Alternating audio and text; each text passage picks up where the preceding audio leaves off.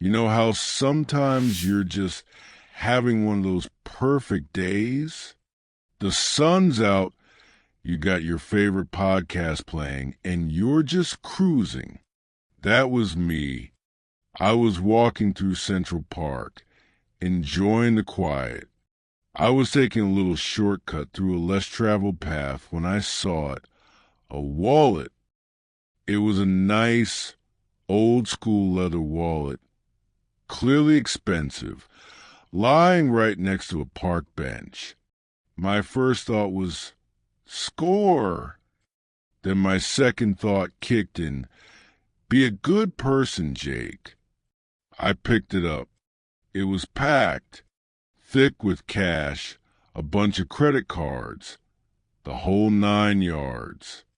I opened it up to look for an ID, figuring I'd just call the guy and return it. The ID said Daniel Rourke. He looked like a standard businessman. Suit, tie, serious look. I figured I'd be able to track him down easily. But then I found the weird stuff. Tucked into a secret fold of the wallet were 3 things that made my spine tingle. First, a small, old skeleton key, shiny and silver, like something you'd see in a movie. Second, a crumpled, yellowed photograph of a lighthouse on a rocky coast. And third, a tiny piece of paper with handwriting that looked rushed, like it was written in the back of a moving taxi. I pulled out the note. It had only 2 sentences. The clock is set. Don't be late. The raven knows. I read it 3 times. The cash and credit cards suddenly didn't matter. I forgot about my perfect afternoon. This wasn't a normal lost wallet. I felt a pit in my stomach. I tried calling the number on the back of the ID, but it went straight to voicemail. I left a message. I have Daniel Rourke's wallet. Please call me back. The rest of the day, I couldn't focus. I was all thumbs. I kept thinking about that note. The clock is set. What clock? What was Daniel Rourke up to? I felt like I needed to get to the bottom of this. The next morning, I did the only thing I could think of. I went back to the park. I sat on the bench where I found the wallet, hoping Daniel would show up. I waited for an hour. Nothing. I decided to try to track him down online. I went home and searched Daniel Rourke, New York. Dozens of results came up. A lawyer, a real estate agent, a financial analyst. I tried to figure out which one matched the serious face on the ID. I finally found an image that looked right, a photo from a finance firm's website. I called their office, but the receptionist sounded confused. Daniel Rourke? He hasn't been in the office for about a week. He's out of pocket. Did he mention where he was going? I asked. No, sir. We haven't heard a peep. This confirmed my suspicion. Something was seriously wrong. I started looking at the key and the note again. The raven knows. Was the raven a person? A place? Then I looked closely at the key. It wasn't just old. It had a tiny engraving on the head, the letters B and D. I spent the entire afternoon researching old New York buildings and locks. Nothing matched. I was hitting a brick wall. I was about ready to throw in the towel and just drop the wallet at the police station. But I couldn't shake the feeling that Daniel Rourke might be in trouble, and that key was his only hope. I decided to take a gamble on the photograph. I uploaded the image of the lighthouse to a reverse image search. It took forever, but finally a result popped up. It was a famous decommissioned lighthouse called Black Rock Point, located about 2 hours north of the city. The name Black Rock and the B&D on the keys suddenly clicked. It was a long shot, but I had to go. I rented a cheap car the next morning. I drove 2 hours until I reached the coast. The lighthouse was exactly like the picture, dark, imposing, and abandoned. It was a perfect setting for a secret. I walked right up to the heavy, iron door of the lighthouse. It had a rusted, complicated lock that looked ancient. I pulled out Daniel Rourke's key. It fit perfectly. I pushed the door open, and the smell of sea salt and old wood hit me. Inside, it was dark, dusty, and empty, except for a spiral staircase leading to the top.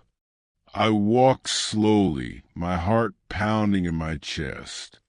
When I reached the top, the room was small and circular, with a panoramic view of the Atlantic. There was a desk shoved into the corner. On the desk, there was a small locked wooden box. I looked around for a lock that matched the key.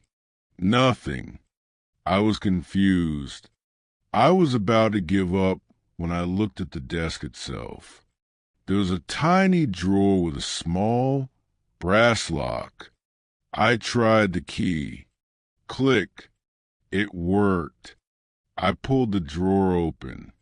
It wasn't full of money or secret documents. It contained just 2 items. First, a small, worn paperback book, a mystery novel. I flipped to the first page. It was signed, "To my future, the one who knows how to listen, the Raven." Second, a brand new note. This one was neatly written. "Congratulations, Jake. You passed the test. Don't worry about the clock. It was just a phrase to move you along. If you want to know what this is all about, read the book. Call the number on the last page. My name is not Daniel Rourke. I'm just looking for the right person to hire." I sat down, feeling completely shocked and totally relieved. Daniel Rourke was never in danger. This was a job interview. The whole lost wallet, the key, the cryptic note, it was all a setup. I quickly flipped to the last page of the book. There was a phone number and a name, Eleanor Vance, private investigator. I called the number. A woman answered. "Hello." "Hi, my name is Jake," I said, a smile creeping across my face. "I found a wallet, and I think I just passed your test." She laughed. "I thought you would. You're the one who didn't throw in the towel when you hit that brick wall. Come back to the city. I think we need to talk about your new job. It seems like you're exactly the kind of person I need on my team." The moral of the story? I went for a walk one day and found a wallet. I ended up finding a whole new career. Sometimes being a good Samaritan is the best move you can make. Wow, what a wild ride. I hope you enjoyed that story. If you're ready to learn more real English, make sure to subscribe to the channel and hit that notification bell so you don't miss our next story. And please hit that like button to support my work. It really helps us grow the community. All right, That story was packed with practical, natural American English. Here are the coolest expressions and slang we used. The stuff you won't learn in a textbook. Score, meaning.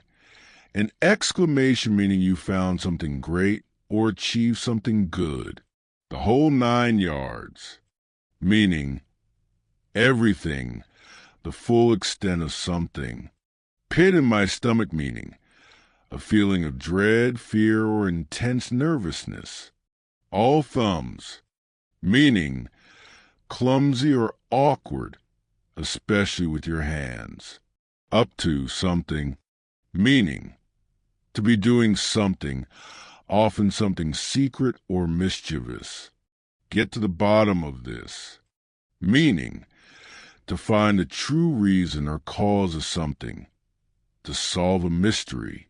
Out of pocket, meaning unavailable, often used when someone is not at their usual place of work or reachable by phone. A peep, meaning the slightest sound or word. To not hear a peep means you haven't heard anything from someone. Hitting a brick wall, meaning being unable to make progress because of an obstacle. Throw in the towel, meaning to quit or give up comes from boxing. Long shot meaning something that has a very small chance of succeeding. Clicked, something clicked, meaning to suddenly understand or realize something. Pounding in my chest, meaning heart beating very fast, usually from excitement or fear.